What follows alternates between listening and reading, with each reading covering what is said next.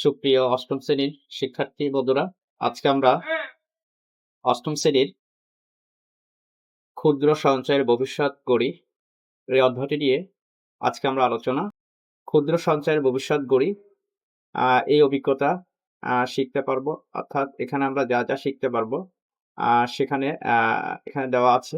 এই অধ্যায়ের ক্ষেত্রে আমরা সরল মুনাফা, চক্রবৃদ্ধি মুনাফা এবং লাভ ও ক্ষতি এই বিষয়গুলো নিয়ে আমরা একটু আজকে আলোচনা করব।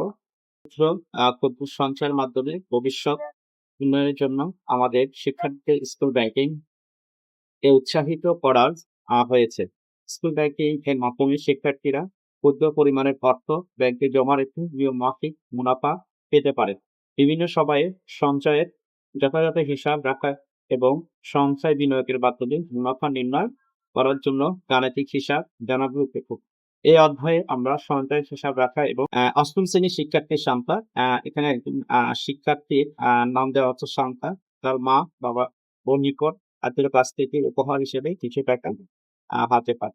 শান্তা চিন্তা করলো সে টাকা সঞ্চয় করবে এবং এই জন্য তার মায়ের সঙ্গে সে কাছের একটি ব্যাংকে গেল একটি স্কুল ব্যাংকিং সঞ্চয় অ্যাকাউন্ট খুলতে। ব্যাংক কর্মকর্তাকে শান্ত করলো সে একটি অ্যাকাউন্ট খুলতে চায় এবং সেখানে সে প্রতি মাসে 200 টাকা সঞ্চয় করতে চায়।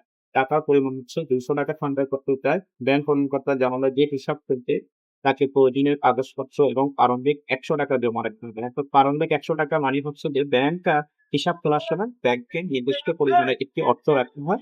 সেদিনে যেহেতু এটি একটি স্কুল ব্যাংকিং অথবা একটা স্টুডেন্ট আইডি মাধ্যমে এখানে অ্যাকাউন্ট খোলা হবে, সেজন্য প্রারম্ভিক তাকে 100 টাকা জমা রাখতে হবে। সেই সঙ্গে প্রথম মাসে কিস্তি বাবদ তাকে 200 টাকা পেতে হবে। মাসে কিস্তি 200 টাকা নিয়মিত জমা দিতে হবে।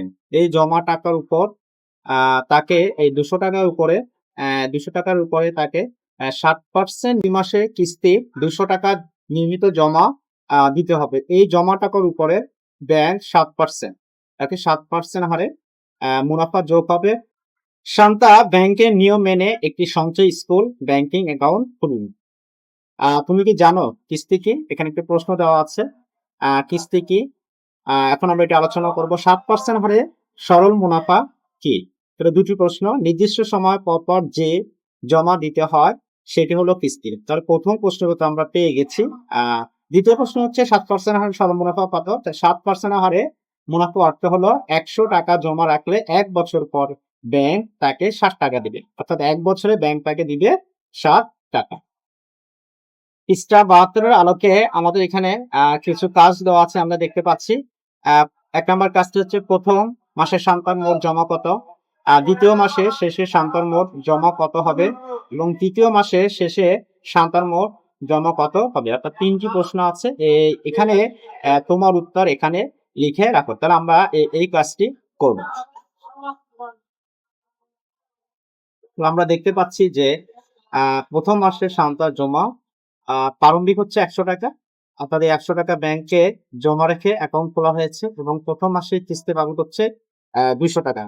আমরা টোটাল টাকাটা যদি যোগ করি, টোটাল টাকাটা যদি আমরা এখানে যোগ করে দেখাই, 100 যোগ এখানে আমাদের আগে আছে 200 টাকা, তাহলে টোটাল আমাদের টাকা হচ্ছে 300 টাকা। প্রথম প্রশ্নের উত্তরটা হচ্ছে বলতে পারি আমরা 300 টাকা। আমাদের 2 নম্বর প্রশ্নটা ছিল দ্বিতীয় মাসের শেষে সন্তান মোট জমা। তাহলে প্রথম মাসের মোট জমা এবং দ্বিতীয় মাসের কিস্তি বাবদ আরো 200 টাকা। তাহলে আমরা এখানে লিখতে পারি যে তার যে প্রথম মাসে, তাহলে আমরা বলতে পারি প্রথম মাসে তার জমা হয়েছে প্রারম্ভিক 100 টাকা এবং তিনি মাসিক যে চাঁদা দিয়েছেন সেখানে 200 টাকা, টোটাল 300 টাকা। তাহলে আমরা এখানে লিখতে পারি যে 300 টাকা এটা হচ্ছে প্রথম মাসের যোগ পরবর্তী মাসের আরো দ্বিতীয় মাসের আরো 200 টাকা। আমরা লিখতে পারি যোগ 200 টাকা। তাহলে আমরা এখানে টোটাল হচ্ছে আমাদের 500 টাকা।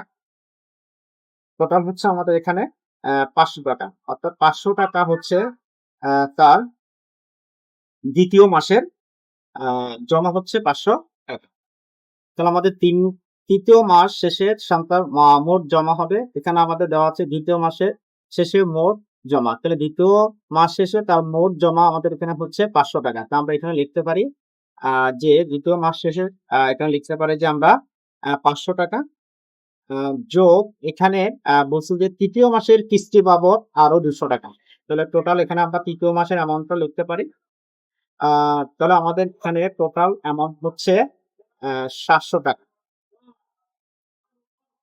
টোটাল অ্যামাউন্ট হচ্ছে